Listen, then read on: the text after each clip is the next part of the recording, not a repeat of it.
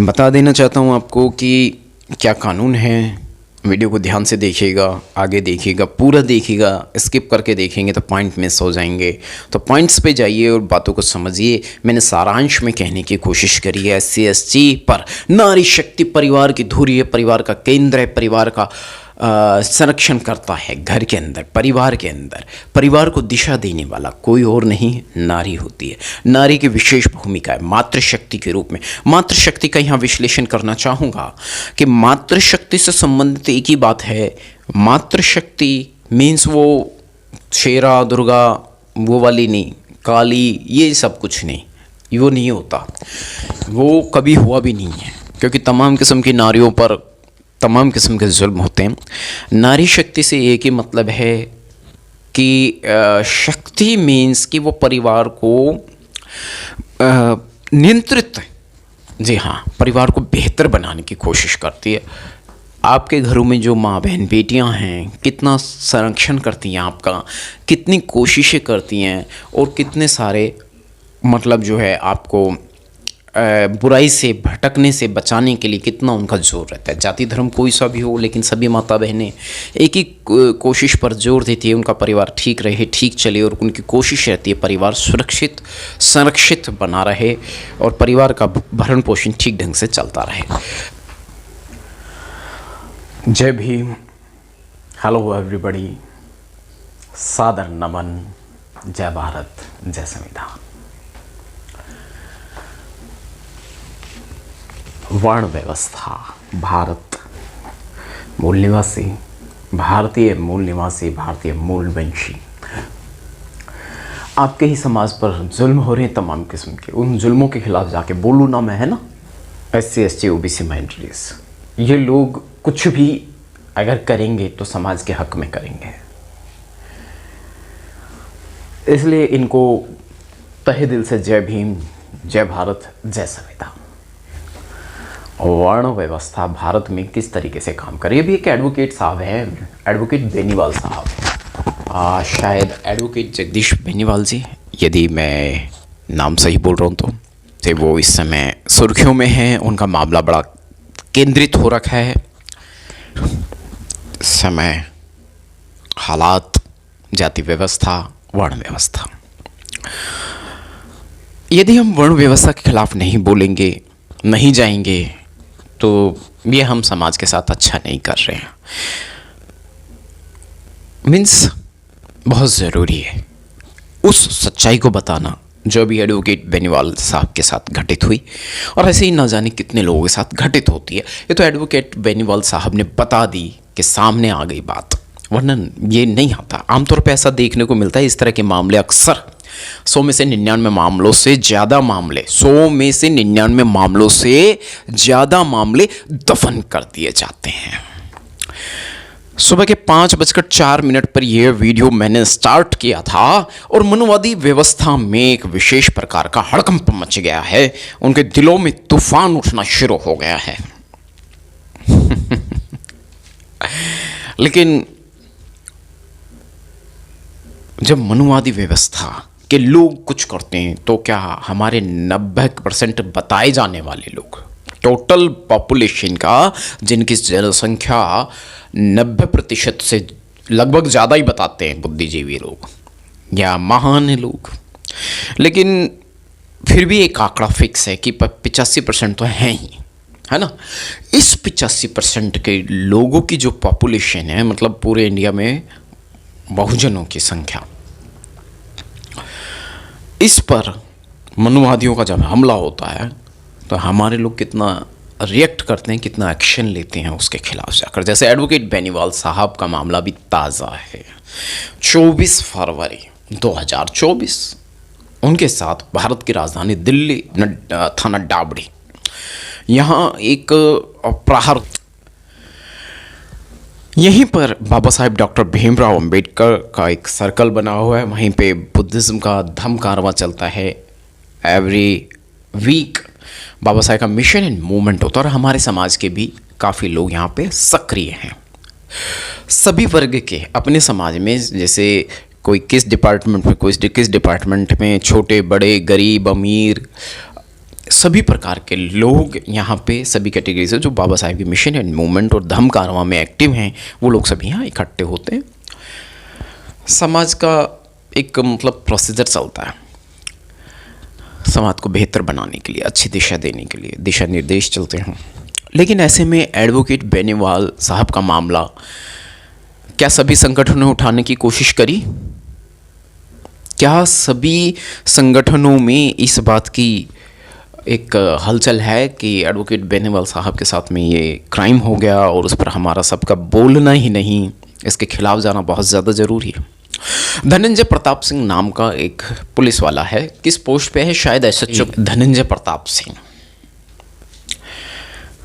की देख रेख में इस मामले को, और वो खुद शामिल है इस अपराध में, वारदात को अंजाम दिया जाता। क्या इसे कानून नहीं मालूम? इसे अंग्रेजी पढ़ने बोलने से चिढ़ है। हाँ, इसे अंग्रेजी से बहुत ज़्यादा चिढ़ है। तो ऐसा करते हैं कि सबको ही मतलब इंग्लिश ज़्यादा सिखा देते हैं। ये इंडिया में ये कोई पहली बार नहीं हो रही हैं, ये सब चीज़ें अक्सर होती आई हैं। कहने का मतलब ये है यहाँ की जो वर्ण व्यवस्था है, जाति व्यवस्था और यहाँ का पुलिस प्रशासन। मेरे तो सुनने में ये भी आया है कि धनंजय प्रताप सिंह थाना छोड़कर भाग गया था जब उसको पुलिस गिरफ्तार करने पहुंची। अब इस बात में कितना सच कितना झूठ पे तो जरूर जाएंगे आप, लेकिन इस बात पे कितने जाएंगे आप कि एडवोकेट बेनीवाल साहब के ऊपर जो हमला करने वाला था, जिसका ड्यूटी संरक्षण की है, जिसकी नौकरी संरक्षण की है, इन नालायकों को ये नहीं मालूम, धनंजय प्रताप सिंह को ये नहीं मालूम कानून क्या है। नौकरी भी जाएगी, पिटाई छिताई भी हो जाएगी, जेल भी जाना पड़ेगा। इसके बीवी बच्चे अब कैसे सोचेंगे? मैं तो धनंजय प्रताप सिंह की बीवी के बारे में सोचता हूँ। तो कुल मिलाकर एक बड़ा सिंसियर मामला, बड़ा सीरियस मामला है और बड़ा सेंसिटिव केस है कि यहाँ पे एक दलित महिला एडवोकेट भी थी जो कि एडवोकेट बेनीवाल साहब की जीवन संगिनी है, उन पर भी हमला हुआ और एक महिला संरक्षण खत्म हो जाता है यहाँ पर कि थाने के अंदर। भाई इस बात को लेकर मैं विशेष रूप से सक्रिय हूँ और मेरे विरोधी तत्वों को ये बात पता है। इसकी जाति ऊंची है तो इसका क्राइम छिप जाएगा। ये पुलिस की वर्दी जो कोई है ना, लोहे की नहीं बनी हुई है। क्या है, पुलिस की वर्दी लोहे की नहीं बनी हुई है, ये एक मेटल की नहीं है, नॉन मेटल के कपड़े की है ना। तो ये इसकी हिफाजत, इसकी डेफिनेशन, इसके बारे में मैं खुलासा इसी कड़ी में करना चाहूँगा। होगा एनी हाउ, वरना क्राइम बढ़ता ही जा रहा है, बढ़ता ही जा रहा है। तो उसको रोकने के लिए, उसकी रोकथाम के लिए मैं तो ये समझता नहीं, कानून में इस बात का इजाफा है कि इस बात की जगह है कि बहुत धाराओं में मामला बनता है। अभी 2 अप्रैल की क्रांति भी थी, थोड़े दिन पहले 2 अप्रैल की क्रांति का जश्न भी मनाया गया था बहुजन समाज में, मूल निवासियों में। तो यानी याद किया गया, उन वीरों को याद किया गया, उन जाबाजों को याद किया गया। तो 2 अप्रैल की क्रांति में जो लोग सम्मिलित थे, और इसमें बस इतना ही 2 अप्रैल क्रांति समझिए, SC ST एक्ट को ख़त्म करने के लिए। तो धनंजय प्रताप सिंह ने 24 फरवरी को एक अपराध होता है, इसके देख रेख में, इसके जानकारी में, इसके संरक्षण में, यह अपराध का संरक्षण करता बन जाता है। जब एडवोकेट बेनीवाल साहब के ऊपर हमला हो रहा था और उनमें एक युवा वकील भी मौजूद था। अभी वो बहुत होनहार, इंटेलिजेंट है वो वकील, लेकिन वो बेचारे को इतना मारा इन लोगों ने, बहुत दुख की बात है। न सिर्फ दुख की बात है, बल्कि मैं कहता हूँ हमलावरों के ऊपर हमला होना चाहिए, उनकी पिटाई होनी चाहिए। उनकी संख्या कितनी थी? थाने में बहुत सारे लोगों ने इकट्ठा होकर किनको मारा? धनंजय प्रताप सिंह की देखरेख में, संरक्षण में एडवोकेट बेनीवाल साहब, उनके जूनियर एडवोकेट को और उनकी जीवन संगिनी एडवोकेट सिमरन बेनीवाल जी को, दलित महिला एडवोकेट सिमरन बेनीवाल जी, इन पर हमला होता है।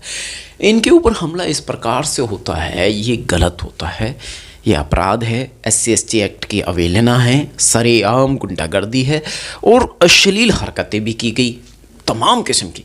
क्या थानों में इस तरीके से होता है? तो ये तो इसी बात की पुष्टि है, ये घटनाक्रम जो अभी 24 फरवरी को घटित हुआ, दिल्ली के डावड़ी थाना में ये घटना घटी। अब यहाँ समाज की जिम्मेदारी बनती है। आप क्या चाहते हो? समाज से मैं ये कहूँगा, नंदकिशोर से एलर्जी हो सकती है, क्यों है मैं नहीं जानता। मैं तो जाति व्यवस्था को प्रबल मानता हूँ। जाति व्यवस्था से मैं चिढ़ चुका हूँ और जाति व्यवस्था के खिलाफ मैं काम कर रहा हूँ। तो यहाँ पे अब समाज की जिम्मेदारी बनती है कि इस मामले को मीडिया में उछाले, ढंग से उछाले, तबीयत से। हमारा मुद्दा है SC/ST पर होने वाले क्राइम के अगेंस्ट जाना, variations of crime on SC/ST। जाति व्यवस्था विभिन्न स्तरों पर भारत में SC/ST के लोगों पर क्राइम होता है, जुल्म होता है। बस तो OBC भी नहीं है, लेकिन उन्हें थोड़ा बस उन पर ये मान लो उन पे भी होता है, जुल्म होता है, और बहुत बड़ा जुल्म होता है, बहुत तरीक़ों से होता है। तो मैंने तो OBC समाज पे भी होने वाले जुल्मों के बहुत सारी क्रिमिनल रिपोर्टिंग करी है, मतलब उनके ऊपर जो क्राइम होता है उसको अपने मीडिया में, सोशल मीडिया में दिखाया है। खैर, तो ये जो जाति व्यवस्था है ये कोई अच्छी बात नहीं है, अच्छी चीज़ नहीं है जो हम और हमारे लोग इसको सहेज के रखे हुए, नहीं ना। तो क्यों ना मिलके धनंजय प्रताप सिंह की या तो गिरफ्तारी हो या इसकी पिटाई छिटाई हो, दो में से एक काम होना चाहिए। कुछ भी समझ लो भैया, जब धनंजय प्रताप सिंह के खिलाफ FIR दर्ज नहीं हो सकती, कानूनी एक्शन नहीं बन सकता, और आज काफ़ी समय हो गया है, अभी क्या स्थिति है मामले को यहाँ पे ऐड किया जाएगा। एडवोकेट बेनीवाल साहब से बात की जाएगी आज, और जैसे ही उनसे बात हो जाती है तो क्या किस हाल में, अभी 2 दिन पहले तक तो वो पहुँचे नहीं थे किसी रिजल्ट तक, वहीं के वहीं है मामला। इसी प्रकार से बहुत सारे मुद्दे, बहुत सारे क्राइम, बहुत सारी महिलाओं पर क्राइम होता है, तमाम किस्म का, महिलाओं पे, लड़कियों पे। मैं इस चीज़ का बहुत ज़्यादा विरोधी हूँ, आज से नहीं बचपन से। एक लड़की से, एक महिला से एक जेंट्स पुलिस वाला बात करने का अधिकार ही नहीं रखता। भारत की राजधानी दिल्ली में महिला कोर्ट जहाँ पर है, वहाँ पे जेंट्स पुलिस वालों का महिला जजेस के ऊपर मैंने दबदबा देखा है, खौफ देखा है। एक पुराने ज़माने में, आज से 20-30 साल पहले, पुलिस वालों को ठुल्ला कहते थे, ठुल्ला टाइप का भी पुलिस वाला जो है उस महिला जज को, मजिस्ट्रेट को मैंने डराते देखा है। वो लड़की सी होती है, उसकी 30-35 साल उम्र होती है, 30-40 साल उम्र होती है। अब लड़की है तो जाहिर सी बात है, लड़की तो लड़की जैसी ही दिखेगी, यानी महिला जैसी दिखेगी। तो उसको मातृशक्ति के रूप में ना देख के, मातृशक्ति इस शब्द पे भी थोड़ा सा विश्लेषण करना जरूरी, क्योंकि हमारा समाज बहका, भटका और गुमराह समाज है।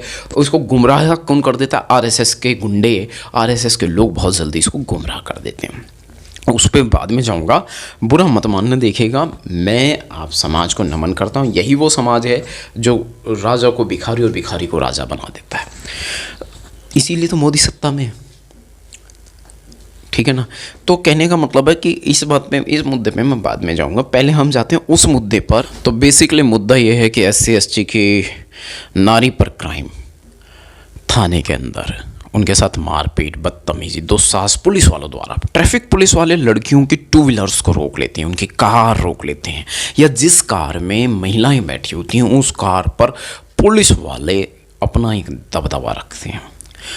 उनके अंदर एक अपोजिट के प्रति एक विशेष प्रकार का नेगेटिव आकर्षण होता है।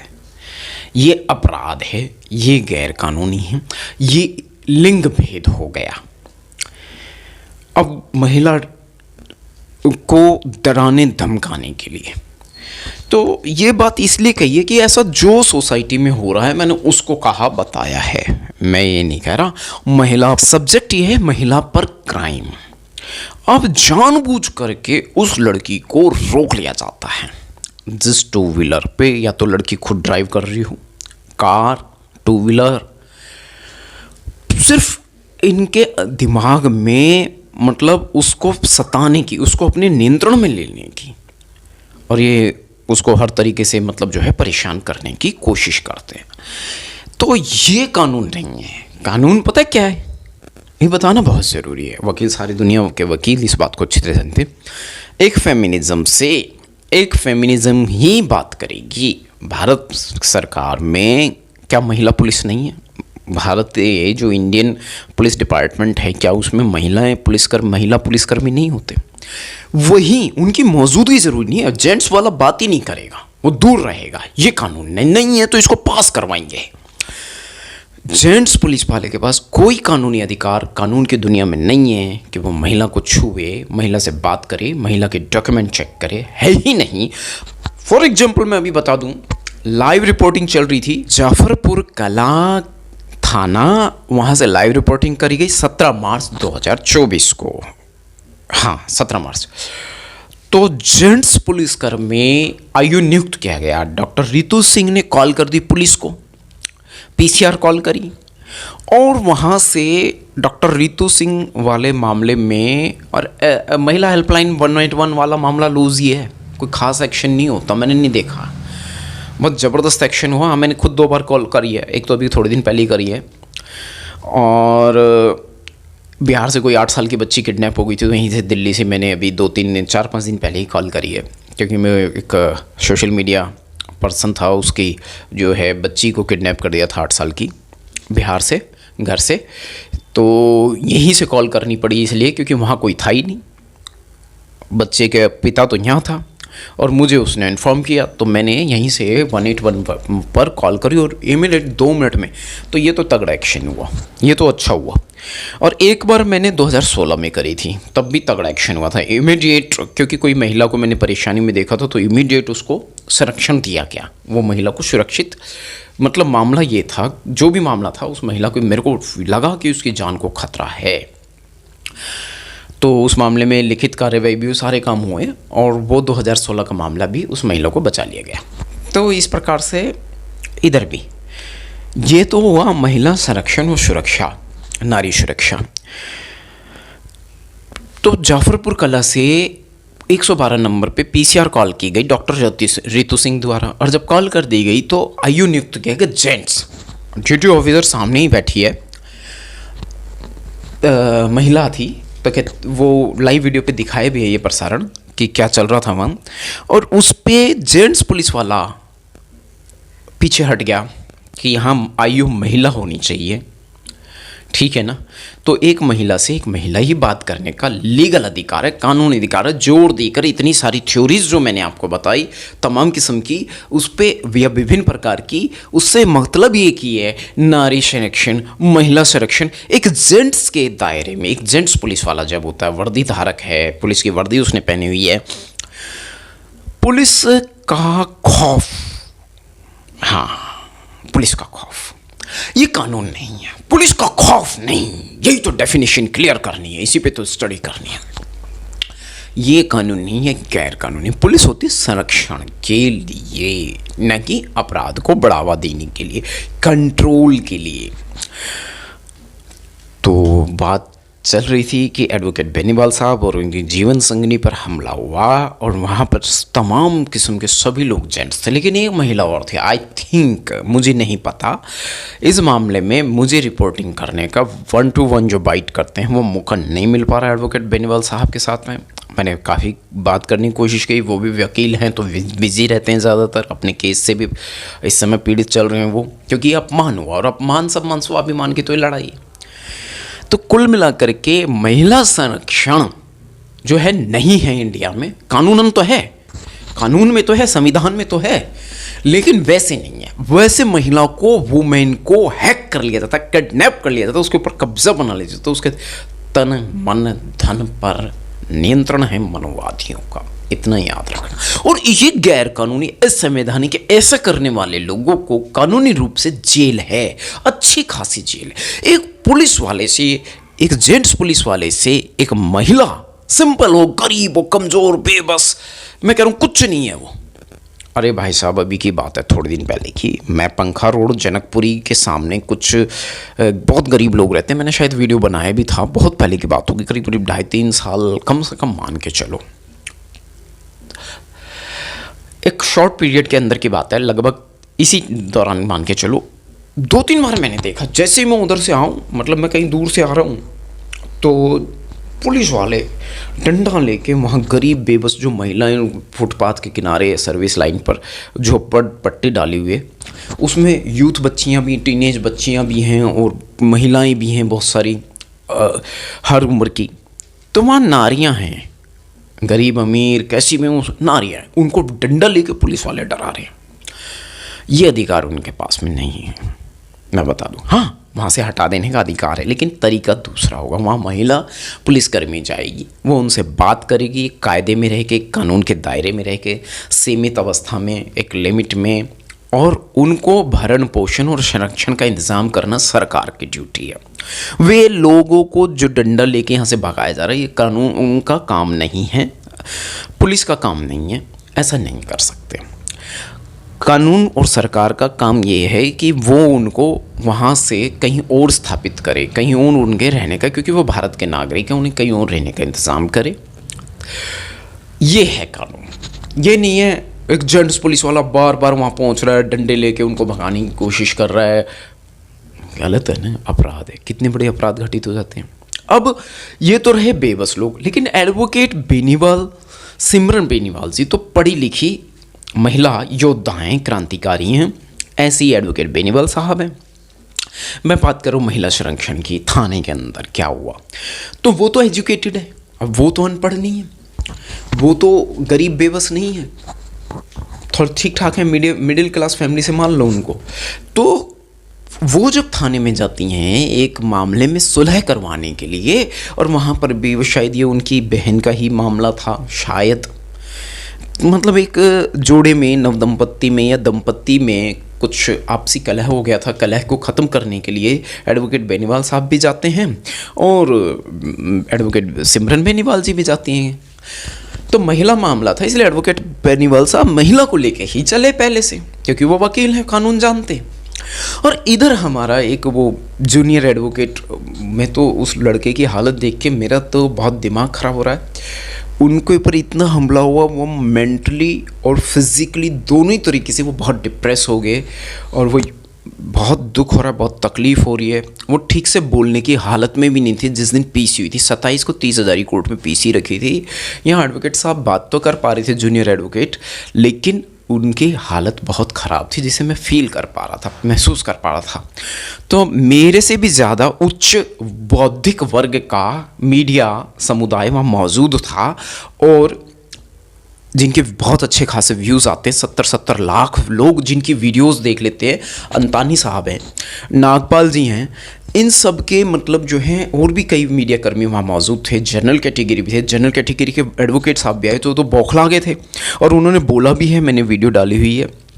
पांडे जी उनका सरनेम है, समथिंग समथिंग, वो भी बौखला गई थी, इतनी हिम्मत, इतना कुछ हो गया। वो उन वकील साहब से रुका नहीं गया, उन्होंने सोशल मीडिया पे बाइट दी, अपने विचार रखे और बताए इन मामलों में इस तरीके से हमको जाना है, कानून ये बनता है।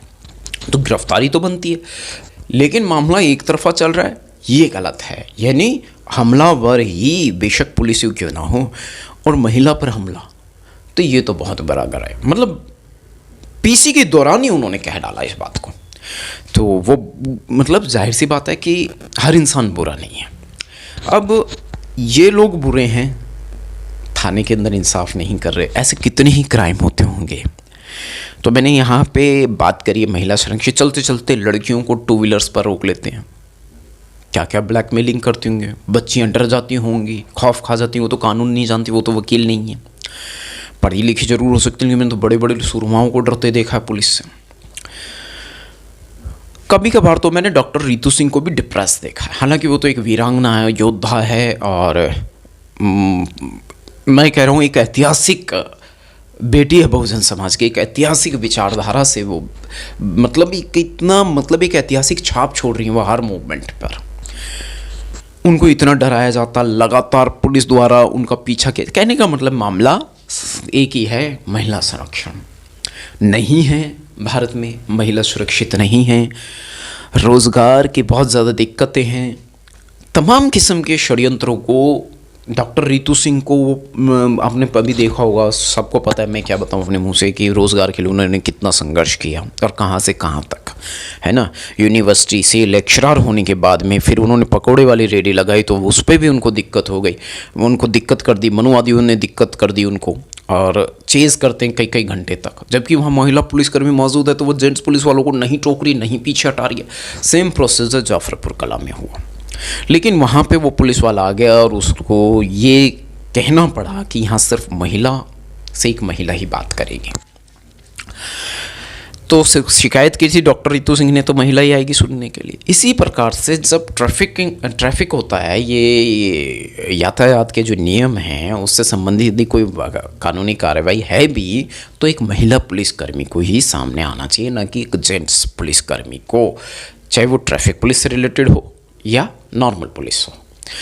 तो ये दोनों ही अवस्था और दोनों ही वजहों पे क्राइम को उपजाना नहीं है, ख़त्म करने के लिए यहाँ मैंने इन बातों को इस रूप में रखा है, बताया है। तो बहुत सारी चीज़ें हैं और इससे रिलेटेड थ्योरी, कानून और डिटेल्स मैं आपको नेक्स्ट वीडियो में या इसी वीडियो में शामिल करके बताने की कोशिश करूँगा। कानून जो नहीं है वो हो नहीं सकता, यदि वो हो रहा है तो तानाशाही चल रही है और तानाशाही के खिलाफ जाना पड़ेगा। कानून है और धनंजय प्रताप सिंह को जेल है। 18 साल पहले मेरे खुद के निजी मामले में अजय प्रताप सिंह को भी जेल है। वेद प्रकाश ने भी इसी डावड़ी थाना में इसी केस को, इसी इंसिडेंट, इसी वारदात को अंजाम दिया था। मेरी पत्नी मंजू के ऊपर हमला किया था वेद प्रकाश ने। जी हाँ, बड़ा अटपटा माहौल था। तो मेरी पत्नी ने यही कहा था, अगर उसे पता चल गया ना तो तुझे ख़त्म कर देगा।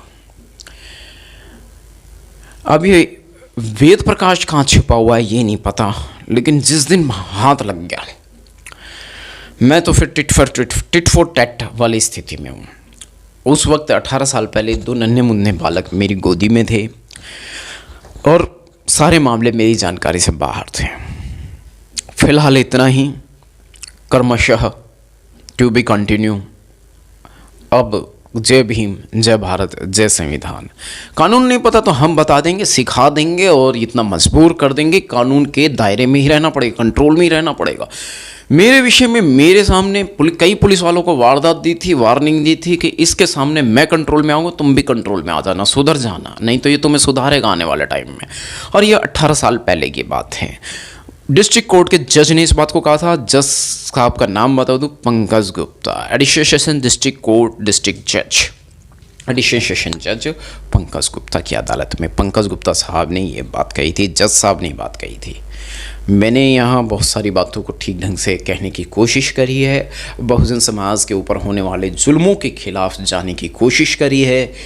उम्मीद करता हूँ कि आप जानकारी के लिए इस वीडियो को ज़्यादा से ज़्यादा शेयर करेंगे, क्योंकि यही वो समाज है जो बरगलाया हुआ है, बहकाया हुआ है, भटकाया हुआ समाज है। कुल मिलाकर के मनुवादियों द्वारा भटकाया हुआ समाज है। जय भीम, जय भारत, जय संविधान, जय मूल निवासी। बस ये बातें मैं बहुत दिन से कहना चाहता था।